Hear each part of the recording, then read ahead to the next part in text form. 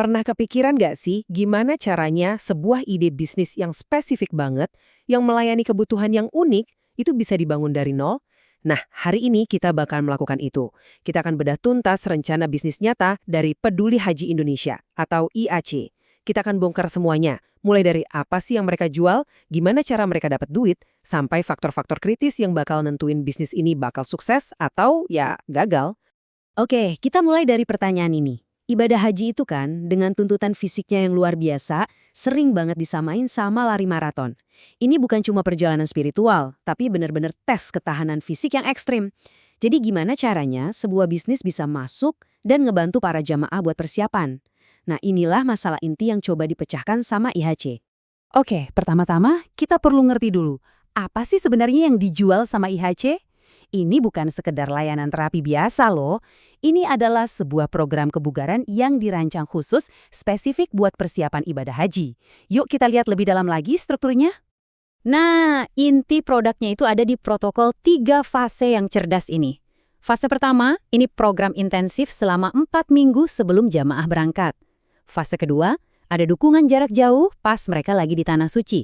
Dan yang terakhir, fase ketiga, program pemulihan yang sifatnya opsional setelah mereka pulang. Jadi ini benar-benar pendekatan holistik dari awal sampai akhir. Coba deh perhatiin baik-baik slide ini, terutama kolom yang paling kanan, deliverable. Ini kuncinya. Pelanggan itu bukan cuma bayar buat terapi fisik, tapi mereka bayar untuk sebuah kepastian. Mereka dapat data awal, modul edukasi, sama laporan progres yang terdokumentasi.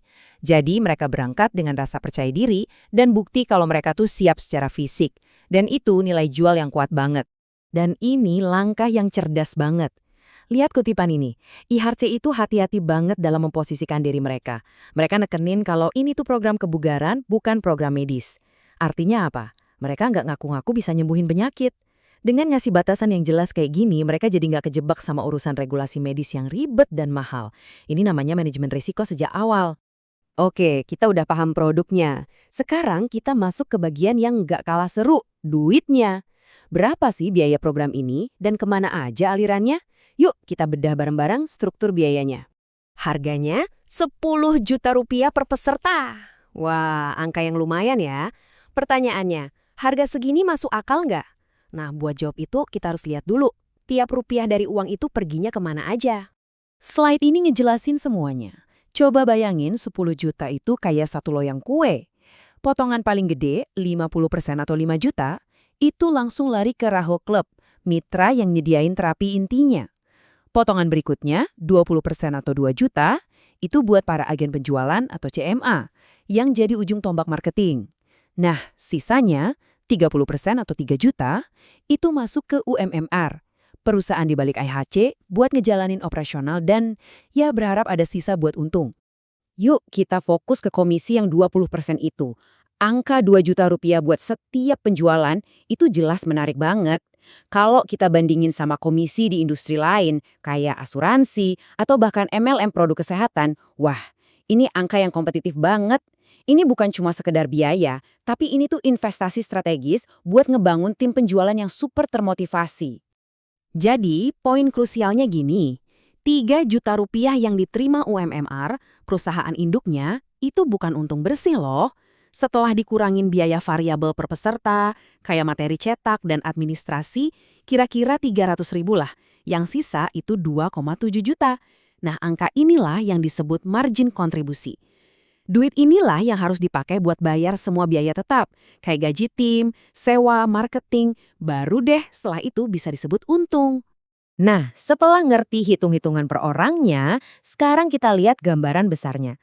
Kira-kira apa yang bakal terjadi di tahun pertama operasi? Kerennya, rencana bisnis ini udah nyiapin 3 skenario yang beda-beda. Dan ini dia ketiga skenario itu. Skenario konservatif, ya ini yang paling pesimis, nunjukin kerugian hampir 100 juta. Skenario realistis, ini yang paling mungkin, proyeksinya untung 153 juta. Dan skenario optimis, kalau semua berjalan mulus, bisa dapat untung lebih dari 0,5 miliar. Rentangnya lebar banget kan? Ini gambaran yang bikin investor manapun pasti mikir-mikir. Di satu sisi ada potensi untung gede, di sisi lain ada resiko rugi yang lumayan. Tabel ini ngasih kita detail di balik grafik tadi. Kunci pembedanya ada di mana? Lihat deh 2 baris ini. total peserta sama mitra yang dibutuhkan. Skenario realistis yang jadi target utama itu butuh 160 peserta. Itu bisa tercapai kalau mereka bisa gandeng 2-3 KBU atau kelompok bimbingan haji. Ini nunjukin betapa model bisnis ini tuh bergantung banget sama kemampuan mereka bangun jaringan penjualan dan kemitraan. Itulah mesin pertumbuhannya. Oke, sekarang kita sampai di bagian yang menurut saya mungkin yang paling penting dari seluruh rencana bisnis ini. Sebelum IHC bisa diluncurin, ada beberapa item penentu atau gating items yang wajib kudu harus dipenuhi. Ini bukan daftar tugas biasa, tapi ini gerbang penentu. Lanjut atau tunda. Dan ini bukan cuma wacana ya, tapi udah ada rencana aksi yang rapi banget selama 5 bulan ke depan. Coba perhatiin alurnya. Mulai dari fondasi hukum, terus bangun tim sales, lanjut uji coba kecil-kecilan, peluncuran terbatas, dan baru setelah itu, kalau semuanya lancar, skalanya digedein. Setiap langkahnya dibangun di atas kesuksesan langkah sebelumnya. Gerbang pertama ini yang paling bikin deg-degan nih, hukum. Inti masalahnya, terapi yang mereka pakai itu belum punya izin resmi dari pemerintah. Pertanyaannya simpel tapi fatal, mereka bisa dituntut nggak karena promosiin ini walaupun dibungkus program kebugaran? Kalau pengacara independen bilang resikonya ketinggian, ya udah, seluruh proyek ini bisa berhenti bahkan sebelum mulai. Ini gerbang hidup mati. Gerbang kedua ini soal bagi-bagi tanggung jawab. Umar, perusahaan di balik IHC, pengen posisinya jelas. Mereka itu etalasenya, distributornya, bukan dapur atau penyediaan medisnya.